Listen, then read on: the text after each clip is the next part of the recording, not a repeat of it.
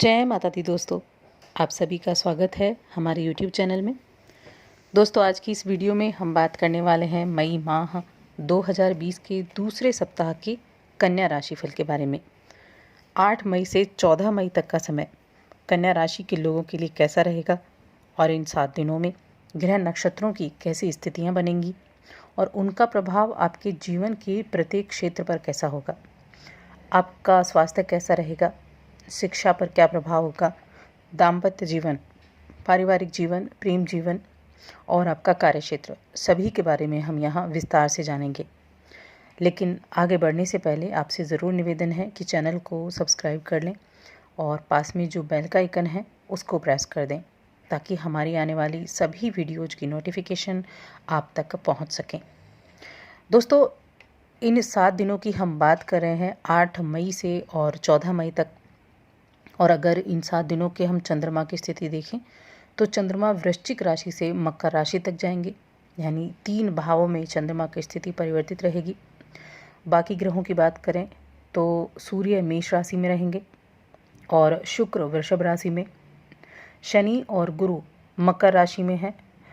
साथ ही अगर बुध की देखें तो बुध भी मेष राशि में विराजमान हैं। इसके अलावा इन 7 दिनों में क्या योग बन रहे हैं तो देखिए, 3 दिन सर्वार्थ सिद्धि योग बनेगा और 3 ही दिन रवि योग बन रहा है। साथ ही 8 मई को गुरुदेव रविंद्रनाथ टैगोर जयंती भी है और 8 मई को देवर्षि नारद जयंती भी मनाई जाती है। 10 मई को संकटी चतुर्थी व्रत है। 14 मई को रात्रि में वृषभ संक्रांति है, यानी सूर्य का राशि परिवर्तन है। तो ये थी ग्रह नक्षत्रों की स्थिति और इन्हीं के आधार पर अब हम जानेंगे कि ये 7 दिन आपके लिए किस तरह से जो समय है उसको बदलने वाले हैं, किस तरह से आपके लिए ये लाभदायक होने वाले हैं और किन चीज़ों से आपको सावधानी रखनी होगी। अगर हम चंद्रमा की स्थिति की देखें तो देखिए, चंद्रमा वृश्चिक राशि से मकर राशि तक जाएंगे और कन्या राशि वाले लोगों के लिए ये स्थिति तीसरे, चौथे और 5वें भाव में रहेगी। इन 3 भावों में चंद्रमा इन 7 दिनों में बैठेंगे। शुरुआती दिनों की बात करते हैं 8 तारीख की, 8 और 9 मई की। तो चंद्रमा आपके यहाँ तीसरे भाव में होंगे। तीसरा भाव जो होता है पराक्रम का भाव होता है। पराक्रम का भाव और छोटे भाई बहनों का भाव। तो यहाँ ये गोचर जो है आपके भाई बहनों के लिए बहुत अच्छा ये समय रहेगा। साथ ही अपने भाई बहनों के सहयोग से आपको अपने जीवन में सफलता देखने को मिलेगी। आपकी साहस में वृद्धि होगी, पराक्रम में वृद्धि देखने को मिलेगी। तो ये गोचर आपके लिए अच्छा रहेगा। नौकरी पेशा लोगों की आय में भी इस दौरान वृद्धि होने की पूरी संभावना बनी रहेगी। इस समय अवधि में कुछ ऐसी स्थितियां आपके लिए निर्मित होंगी जो आर्थिक रूप से और सामाजिक रूप से आपको प्रतिष्ठित करने का काम करेंगी। कुछ ऐसे लोगों से मिलना जुलना होगा, समाज के रसूखदार जो लोग होते हैं उनके साथ मिलना जुलना होगा और उनके साथ कुछ ऐसे कार्य आप करने वाले हैं जिससे आपका नाम होगा।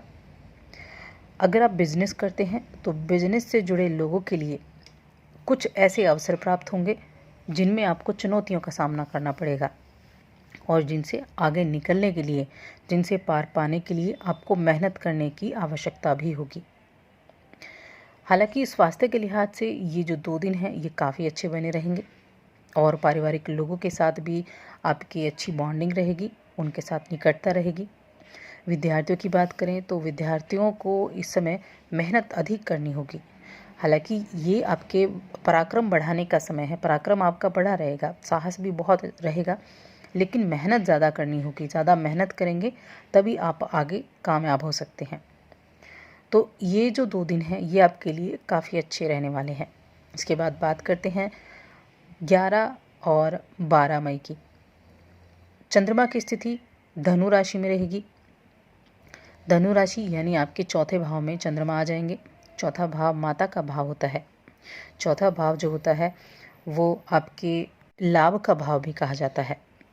तो देखिए, एक तो ये जो चंद्रदेव चतुर्थ भाव में आएंगे तो ये गोचर आपके लिए बहुत अच्छे परिणाम देने वाला साबित होगा।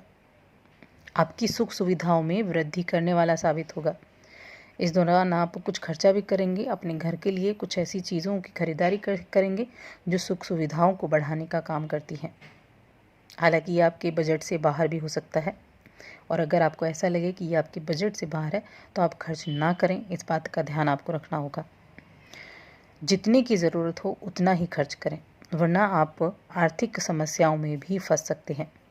और देखिए, काम के लिए लौटते हैं, बड़ों का आशीर्वाद लेकर घर से बाहर निकलें।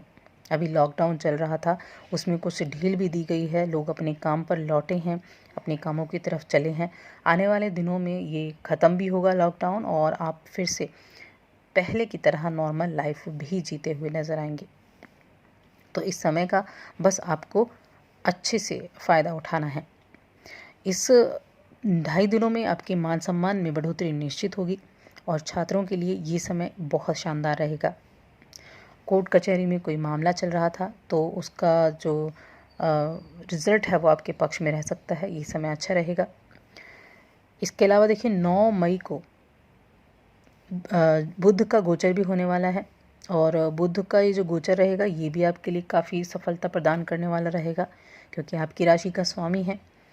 तो ये बुध का गोचर काफ़ी अच्छा रहेगा, जो आपके रुके हुए कामों को पूरा करवाता हुआ नज़र आएगा। माता का आशीर्वाद आपको लेना है, माता की सेवा करनी है, माता का स्वास्थ्य का ख्याल रखना है। इस समय आपको मिथुन और वृश्चिक राशि के लोगों से लाभ मिल सकता है। अगर आपको ज़रूरत है, आप किसी से मदद मांगना चाहते हैं कुछ काम के सिलसिले में, तो मिथुन और वृश्चिक राशि के लोगों से मांगें, बहुत अच्छा समय रहेगा। साथ ही देखिए, किसी तरह की विवाद से दूर आपको रहना है, और इन दिनों में आपको कुछ अन्नदान ज़रूर करें, जो बहुत अच्छा आपके लिए रहेगा, अन्नदान करना। अब आगे के दिनों की बात करते हैं। 13 और 14 मई की चंद्रमा की स्थिति मकर राशि में होगी, यानी आपके पंचम भाव में होगी। पंचम भाव जो कि बुध का आधिपत्य रहता है, बुद्धि का भाव होता है, इंटेलिजेंसी का भाव होता है, संतान का भाव होता है, लक्ष्मी का भाव होता है।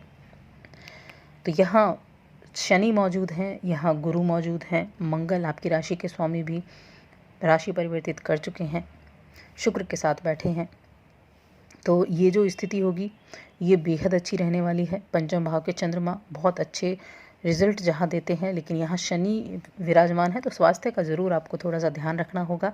लेकिन नौकरी पेशा लोगों के लिए अपने अधिकारी वर्ग से प्रोत्साहन मिलता हुआ नज़र आएगा, और निश्चित आय वाले व्यक्तियों को ऊपरी आर्थिक सहायता यहाँ मिल सकती है। अगर आप कोई फैक्ट्री चलाते हैं, कंपनी के मालिक हैं, तो आपका काम फिर से शुरू होगा, जिससे चेहरे पर मुस्कान आएगी।